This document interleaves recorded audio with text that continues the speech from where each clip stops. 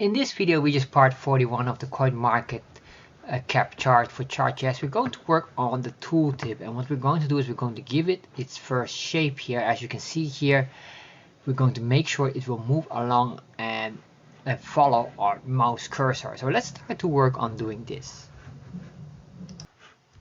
So let's continue on, and what we're going to do now is we're going to work on the tooltip. And the first goal of our tooltip is of course to make sure we have a tooltip showing that would be also nicely aligned with our mouse position. So if we move it, then you will see the tooltip moving along as well, very similar to the Coinmarketcap chart. So to do this, let's scroll down here and then just go in here into the config. There we are in the config. I'm going to go all to the end here at the bottom. We're going to add up a new plugin, and I'll call this our custom tooltip plugin, basically a custom tooltip. Let's copy this and I'll put this up here, and then I'm going to say here, let's make this, we say a custom tooltip plugin block, so we have that recorded.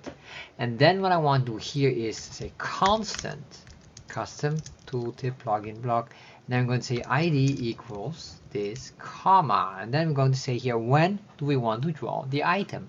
So let's look at this. So we have here all of these items, and what we want to draw is after everything has been drawn, after that moment we want to draw the tooltip. The tooltip must always be on top and should never be underneath any of these items, because if not, we're not able to read the text on the tooltip. So basically it overlaps on all, and it's the top item. So what I'm going to do here, we have this. So we're going to say here after draw, meaning after everything has been drawn, we're going to draw the tooltip. I'm going to use here the arguments, say chart args and plugin options, and then within here we're going to put in the object destructuring. And again, if you want to know what that is, please check my video in the description box about understanding Chartjs object destructuring. What I'm going to use here is the CTX chart area.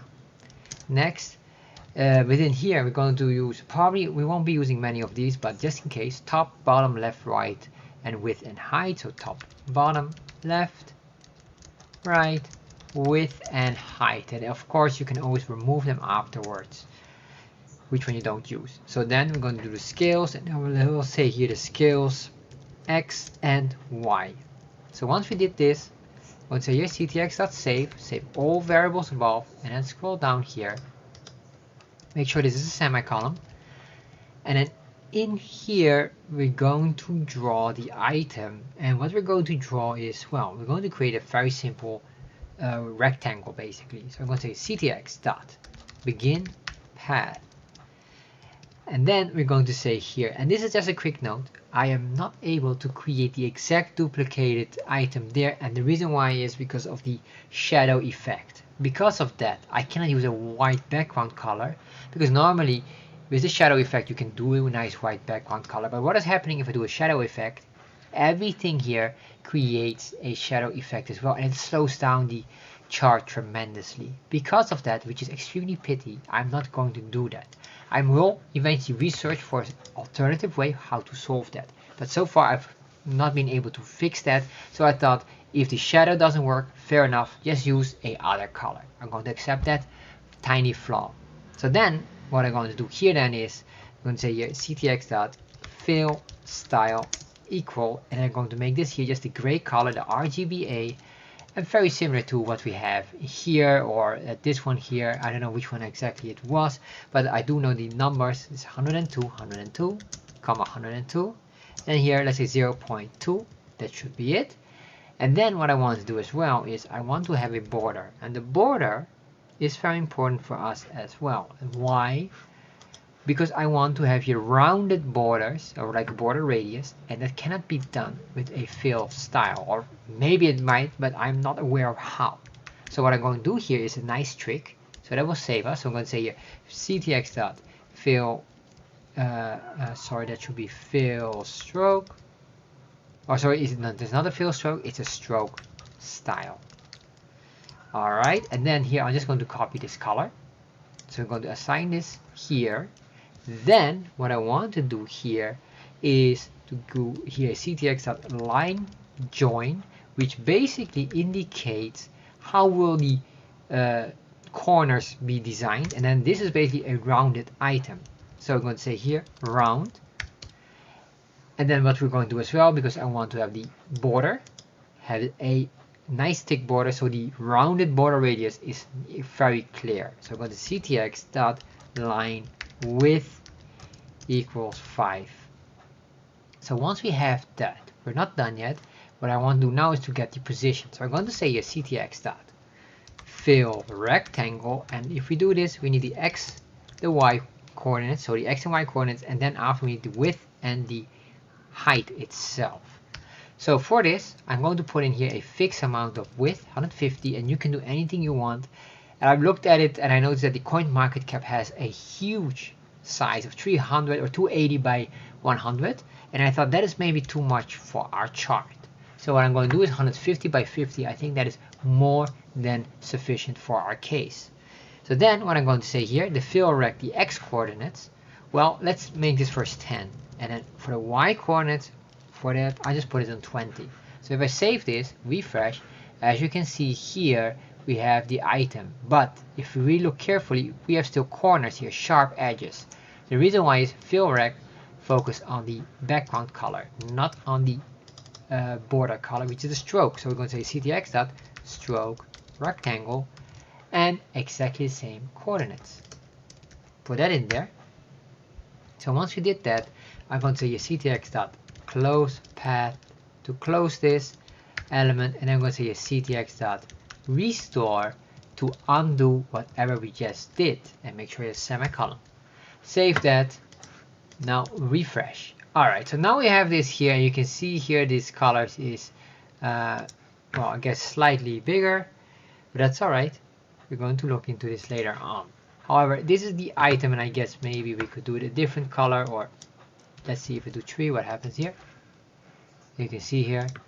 Let's see. Well, that's fine for now. So what I'm going to do now is, because later on I'll check later on. I was not expecting it to be like this. It should be a bit more nicer, but somehow it is. Maybe I need to increase later on the size of it, probably with 2 to 5 pixels, but that's alright.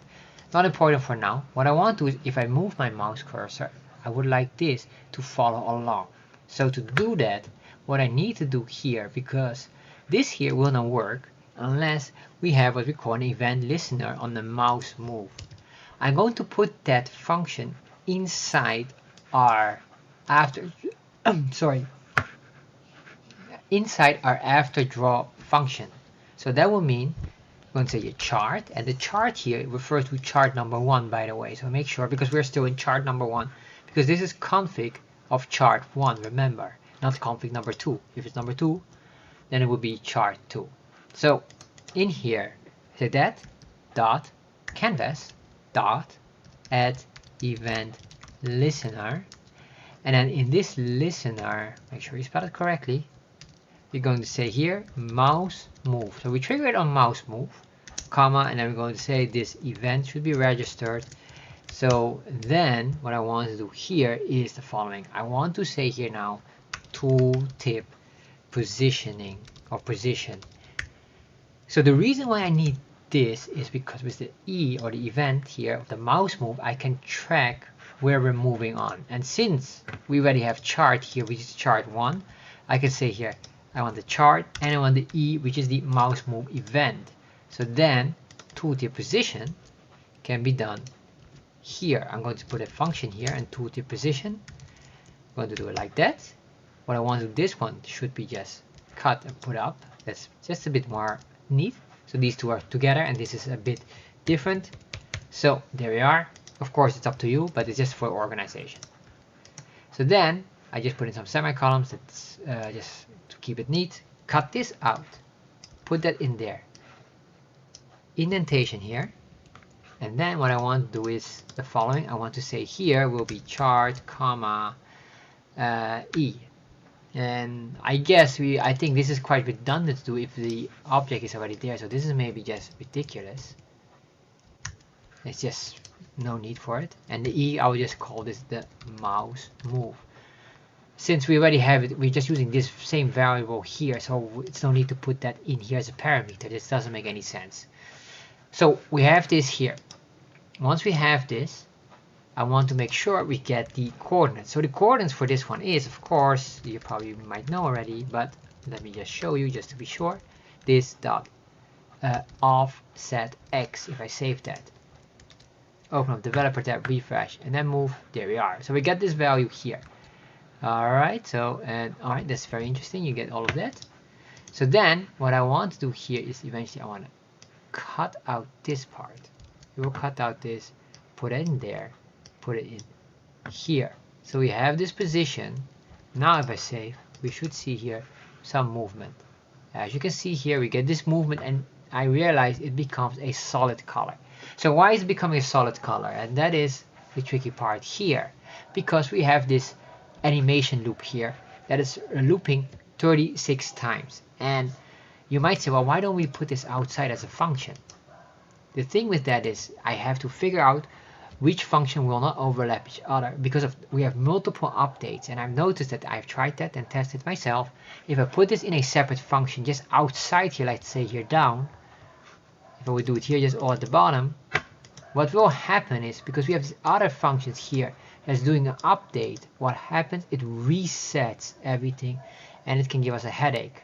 Although I just realized maybe there's a way to do it by just putting it in here or something like that. Anyway, doesn't matter for now.